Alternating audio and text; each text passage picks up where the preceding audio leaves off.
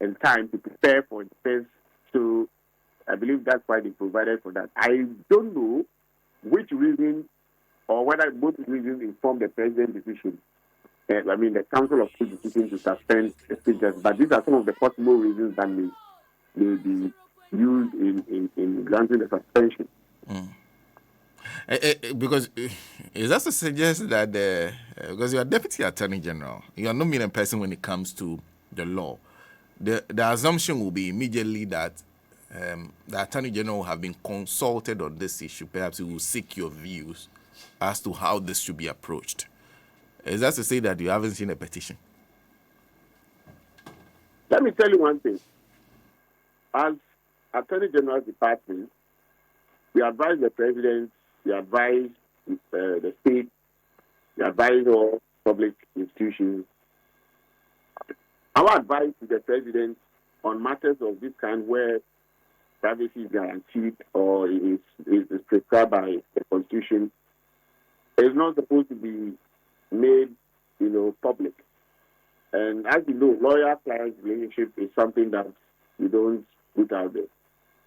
So if your question, I believe, is to find out about the details of what has happened, I am bound by my professional responsibility to not disclose what I know about the details of this process beyond what the general public is entitled to. No, I haven't asked about the details. What I want to know is, was your advice sought by the President?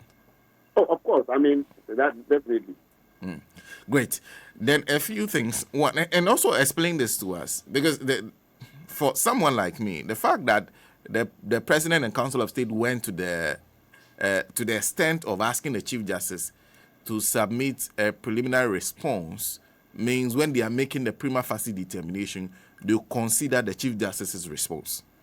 So if you have established a prima facie case, does that not immediately suggest that perhaps the response she gave was not strong enough? And so whatever it is, she will not stand. She will really, because Odolaya Samukujeto is of the opinion that there's no way the Chief Justice is returning after this kind of suspension. Well, first let me speak about the senior counsel, Uncle Sam. He's a man of enormous experience, and he's been a member of the Council of State. Apart from that, he was a former MP. In fact, he has served in so many high capacities. So maybe he knows something which I don't know. So I stand in no position to confirm or question what he has said. That notwithstanding, prima facie case, as I understand as a lawyer, in this context, is that there is a question for you to answer. And let's not get this wrong. The President and the Council of State are not making inquiries. They only look at the petition to determine that whether there is a question to be answered. Yes, if there is a question to be answered, it means that the Chief Justice would have to give a defense. So it is not the prima facie determination itself. It is not meant to inquire into the veracity of the allegation, whether it's true or not, or whether it's founded. So I wouldn't say that the fact that the President has looked at the Chief Justice's response at this stage is an indication that the Chief Justice is guilty. No, the Chief Justice cannot be said to be guilty at this point at all, because you see, the petitions that are often brought, when you look at the nature of the petition, is usually a letter saying that Mr. A has done B and C and D. It usually has no evidence attached to it. The response usually to be, and I'm using this word very advisedly, usually is also a letter. It usually will have no evidence attached to it. So what the Council of State and the President usually would do is that they will look at this, look at the response and say, this question, this allegation is quite heavy. And if it is proven with evidence to be true, some sanctions. Then they will look at the response and say, well, the response seems to have addressed the allegation. However, we don't have the means to even establish the truth in the response, nor the truth in the allegation. But when we look at the truth, it looks like, yeah, there should be some further inquiry. Then they pass it on to the committee. It is possible that at the committee stage, the petitioners will call witnesses and bring documents, some of which maybe are fake documents. The committee will decide that and say, well, based on these documents which are fake, we don't think the allegation is made up. It is possible that the response in the letter may have further response, or when at cross-examination during the committee stage, the Chief Justice's lawyers may cross-examine the petitioners and expose some lies or make them look not credible, and in which case the case will collapse. So there's a lot to be done at the committee stage than what the Council of State and President, have done. So where I sit, and without prejudice to what the learned Uncle Sam has said, I believe that there is still a lot to be done in respect of these allegations, and that the persons who filed the petition, I believe, are ready to prove this, and the Chief Justice, being topmost lawyer, also, I believe, has the capacity to prove the allegation as incorrect or false. Whichever way, the 5-member committee has a lot of work to do in respect of this petition. So it's not as simple as a question asked, answered. No. It should conclude the matter. It is not simple at all. It is not simple at all. There's going to be a full trial before the panel of 5. Witnesses should be called and would be cross-examined. Documents to be submitted. The documents to be evaluated.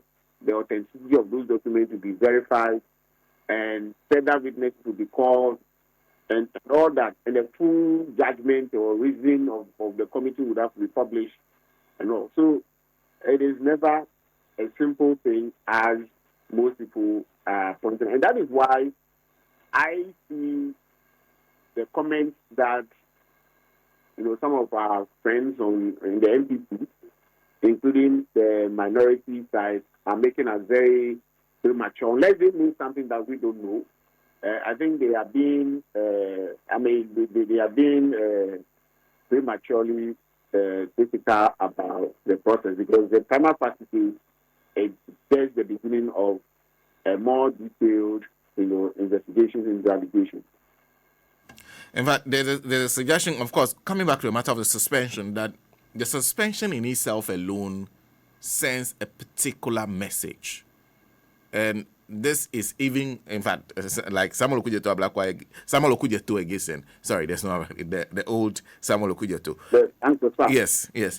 He is of the opinion that this sends a very bad signal. That there are those who feel that if you have gotten to the point of suspension, it means that the allegations against you are grave.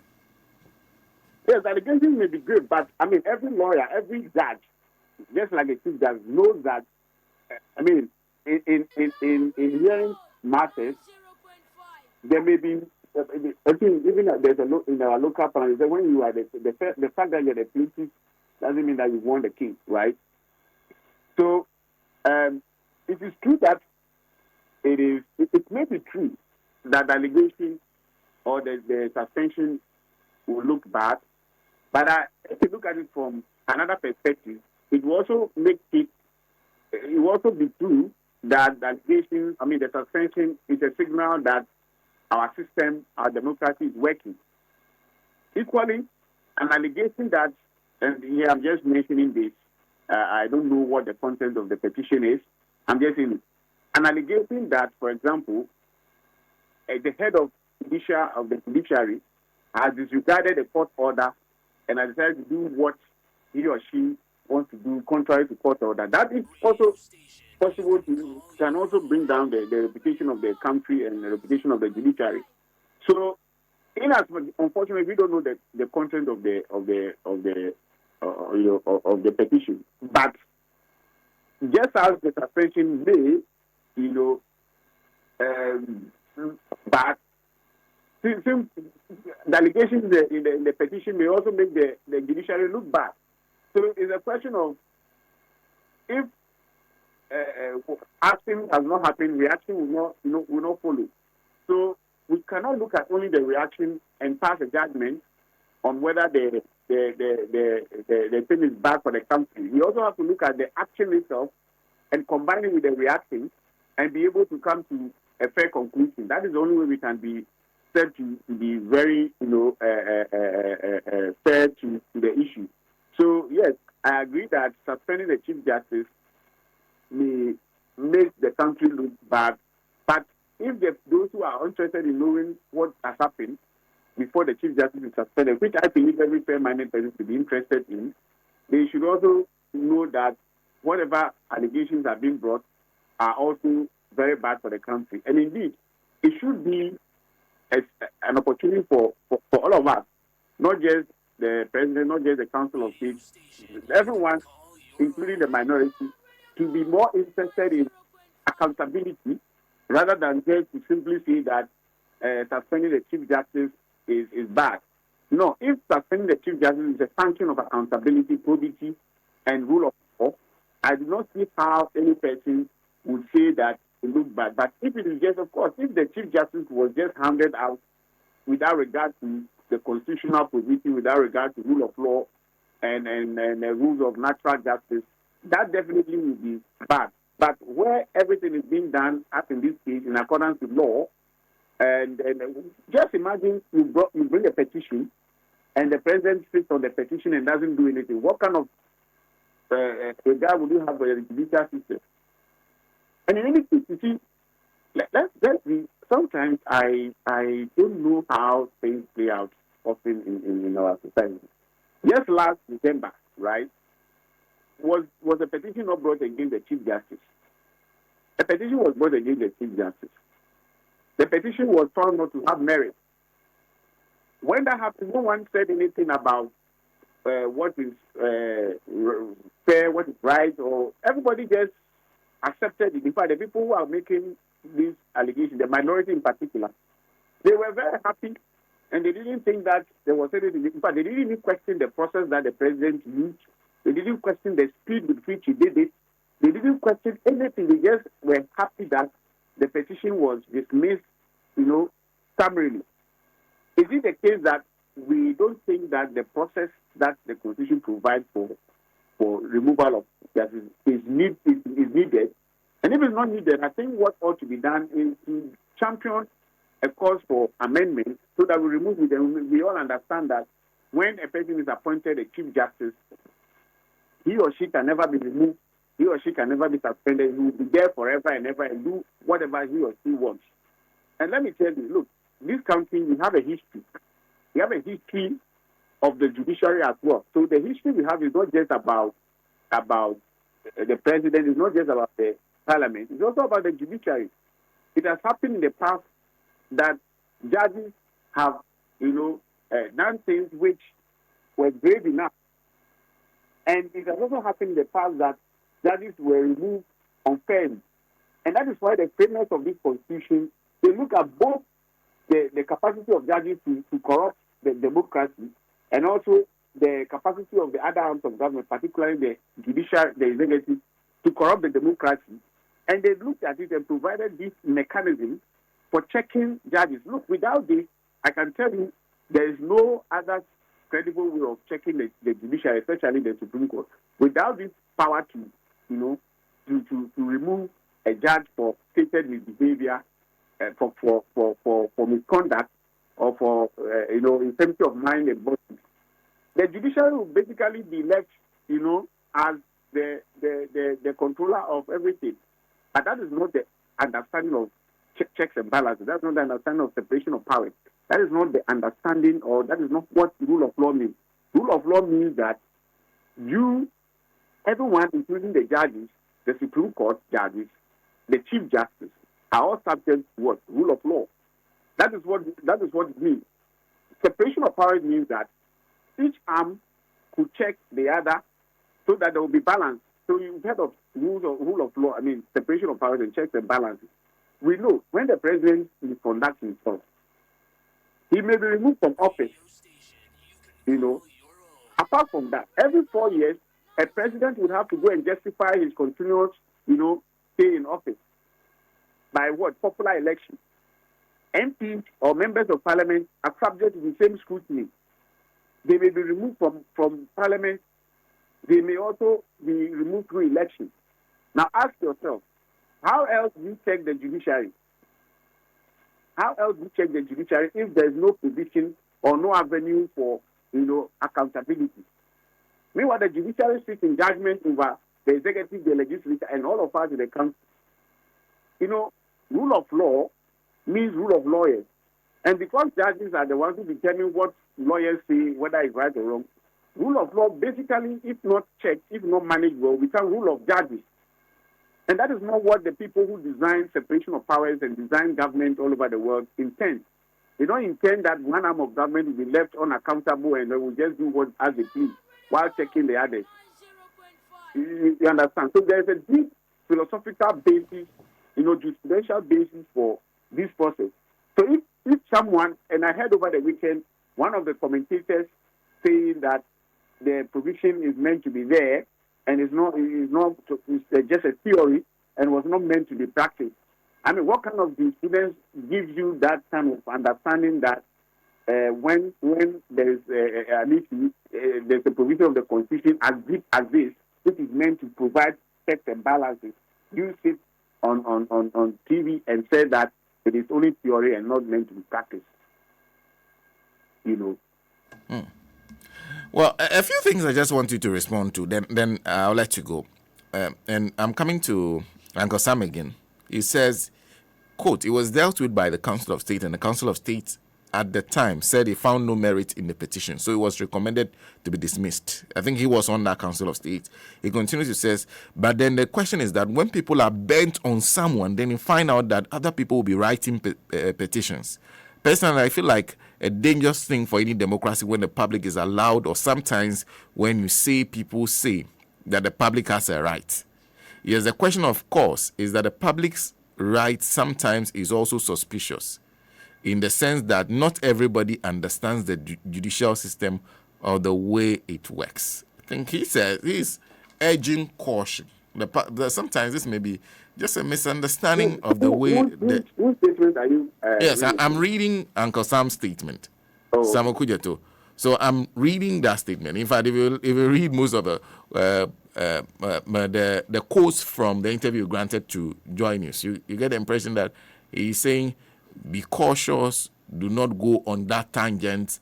And he's also suggesting that perhaps there's a deliberate ploy to remove the Chief Justice by the new administration, which you are a part of. And so no matter what, you find people who write the petitions, among others, to repeat something that they had already found. They already went through and dismissed. How do you respond to that? So it is true that legal, avenues and processes could be hijacked and abused. And I believe that we've seen that in this country in the recent past, So I will not say that Uncle Sam is entirely, or what he's saying doesn't, is not supported. It's very much supported because we have seen that in the past. Most of us have seen that. We have seen a Supreme Court, which decided that a case, a case will be delayed for as long as 3 years, 4 years, while some cases will be filed in the afternoon, right? And then heard and decided within 2 hours. You understand? So we've seen all these things before. And that is why we should all be interested in accountability. So accountability does not mean that we should be only concerned about the abuse of the process in one regard. We should be concerned about the abuse of the process in both regards. And this removal process, I believe, is also part of the things or mechanisms that are designed to ensure that, we be accountable. See, just look at the process. We have 2 Supreme Court judges. So if the fear is that the petitioners don't understand how the judiciary works, and that is why they start the petition. That is why we have 2 Supreme Court judges on the panel. At least they understand how the judiciary works, so they will be able to know where the petitioners, are taking matters out of context. They will be able to decide. Secondly, we have ordinary citizens, 3 of them. What it means is that even if the judiciary, those on the bench, do not understand, they don't understand how ordinary life works, these 3 people who are not lawyers, who are not MPs, who are not supposed to be politicians, would also understand how ordinary life is. So even if you look at the composition of the committee, it is designed in such a way that there will be a comprehensive view of the decision. In any case, why did we not say the same thing when the president, in December, he said that he didn't find any prima facie case in a petition that was brought by a law professor?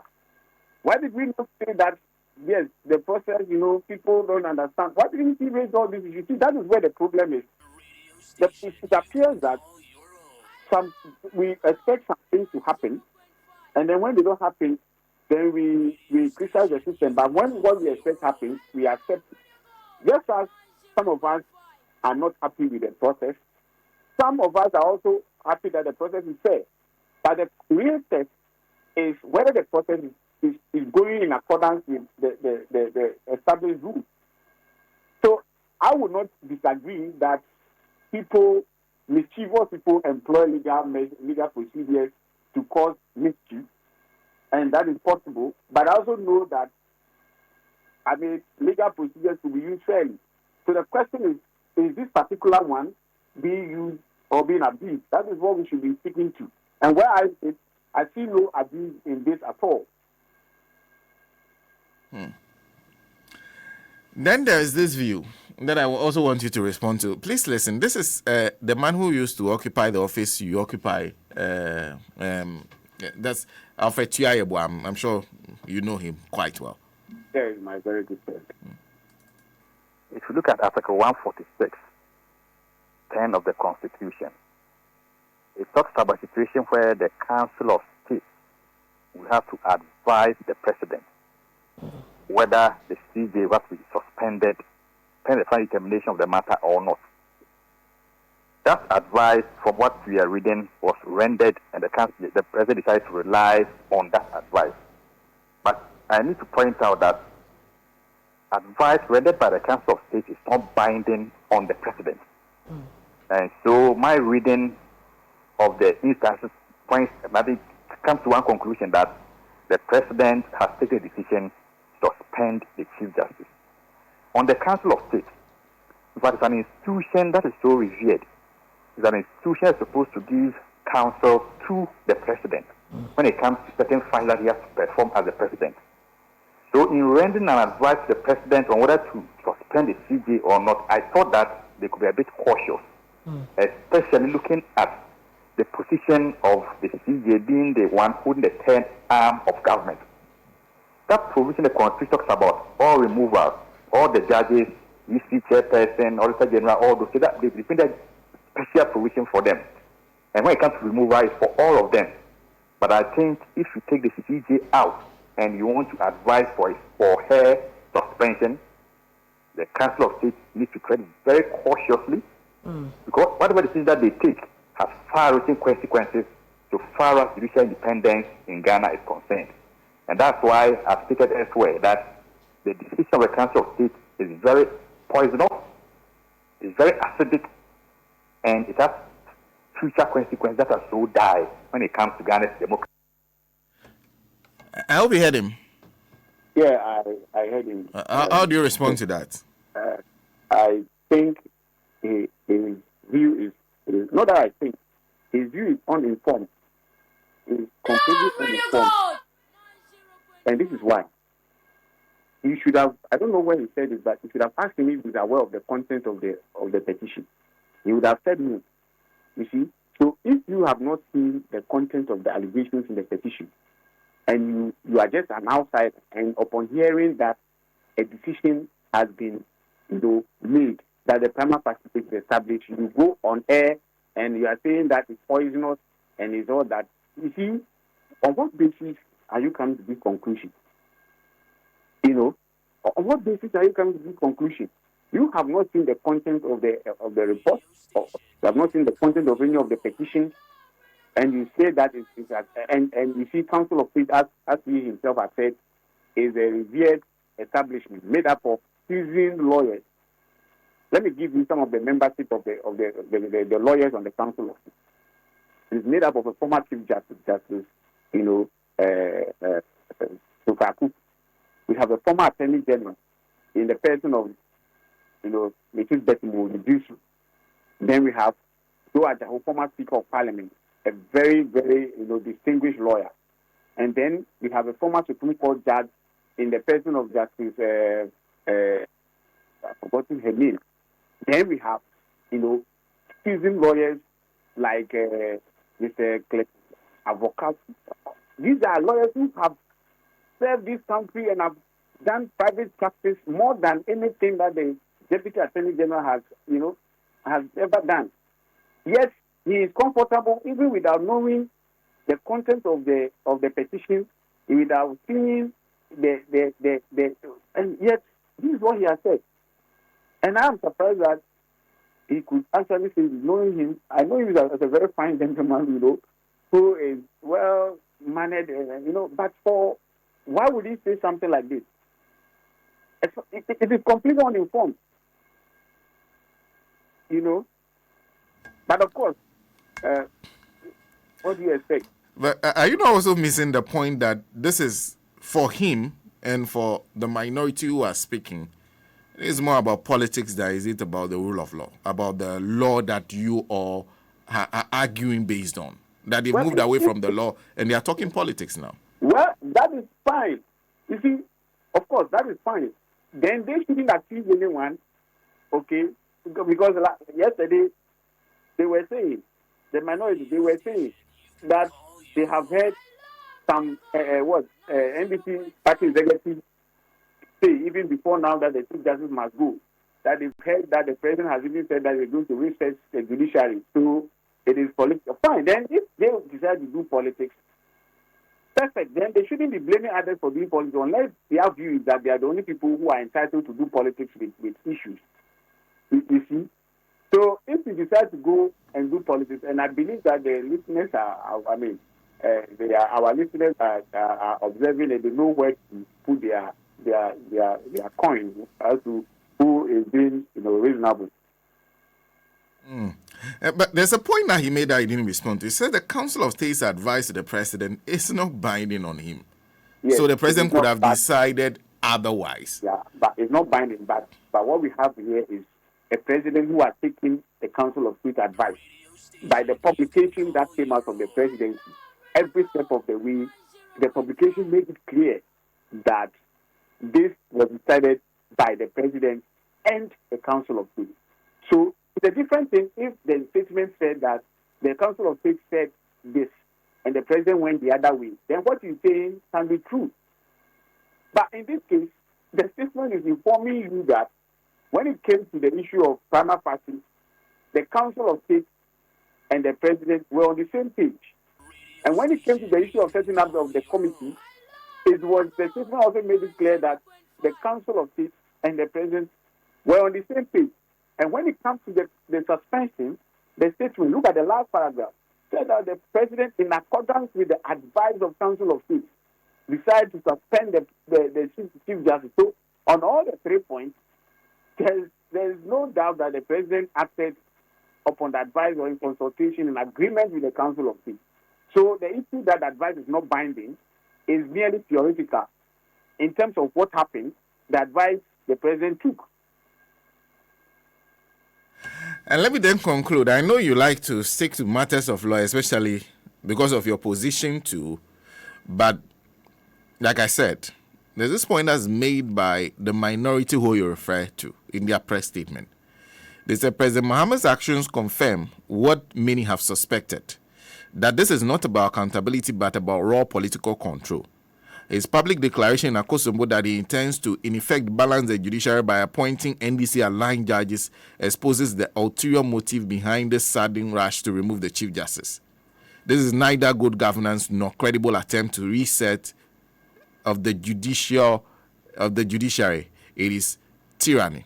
If the president believes he can strong arm the judiciary into submission, he must be reminded that Ghana is a constitutional democracy, not a fiefdom. The people of Ghana will not tolerate the subversion of judicial independence for partisan gain. You're saying what you're doing is you're twisting the arm of the judiciary, strong arming, and attempting to perhaps convert the judiciary into an arm that the president can control. How do you respond to that? Well, let's not do politics, okay? They know what they have done with the judiciary, so they understand how to do it, and so that is what they are saying. They know what they have done with the judiciary, so that is the only way I would take what they are saying seriously. If they are speaking out of experience, then we can take them as being honest. I don't know how to influence judiciary, and I don't think President Mahama is interested in handle or what word did they say? Stronger. Yeah, it's strangling the judiciary. I don't think President Mahama. I mean, President Mahama has been president before, and we saw the judiciary under him. We saw state institutions under him. You understand? So he's not someone who is new to these institutions. And so far, even as we speak, there are people who are angry that President Mahama has left some people in office. You understand? Even where he has the power to, by a stroke of pen, remove people, we have people in offices and members of NDC are every day complaining and bringing out names of people who are still holding offices who were appointed under the previous government. In fact, people who have used those offices to frustrate governance in this country, to frustrate the opposition. Those people are still in office every day.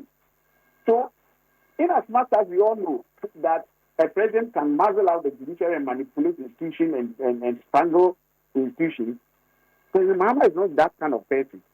And I think Ghanaians who have lived under President Mahama and have lived under President Nana Akufo-Addo, okay, know who is capable of strangling institutions and strangling the judiciary. So I would leave that at that. I would say is that they have experience in this thing. So when they are saying it, we cannot ignore them. But what I know is that President Mahama is not one such person. NDC is not a government which is interested in that. And we have demonstrated that since President Rawlings, under President Rawlings, a military ruler. How many times has he not lost cases in the Supreme Court? He never cast anyone in the Supreme Court. 31st December is the foundation of the current constitution we have. 31st December is the foundation of the NDC, right? Yet, at the time when democracy is not even as we have it today, Supreme Court, by a slim majority, ruled that 31st December cannot be celebrated. And nothing happened in this country. In fact, they placed injunction on it, and it didn't happen. They gave the decision, okay, and without giving reasons, and injuncted it from happening, and subsequently gave reasons, but nothing happened in this country. That is just one of the many instances under Rawlings. Fast forward to President Kufuor, NPP.